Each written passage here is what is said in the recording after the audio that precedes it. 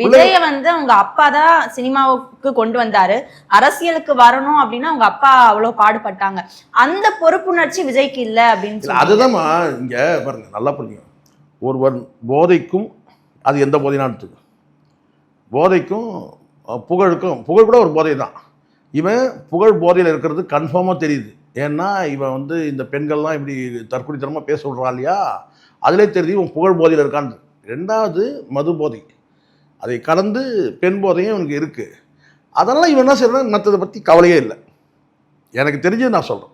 நீங்கள் இந்த இடத்துல நீங்கள் என்ன செய்யணும் கேட்டால், ஒரு பிள்ளையோட நீங்கள் ஒன்றுமே செய்ய வேணாம். நீங்கள் வந்து பிள்ளைக்கு நீங்கள் வந்து பணம் கொடுக்க வேண்டாம், எதுவுமே பண்ண வேணாம். அவன் படம் தயாரித்து எல்லாம் முடிஞ்சிச்சு, எல்லாம் படம் இயக்கி எல்லாம் ரெடியாக இருக்குது, ரெடி கண்டிஷன்.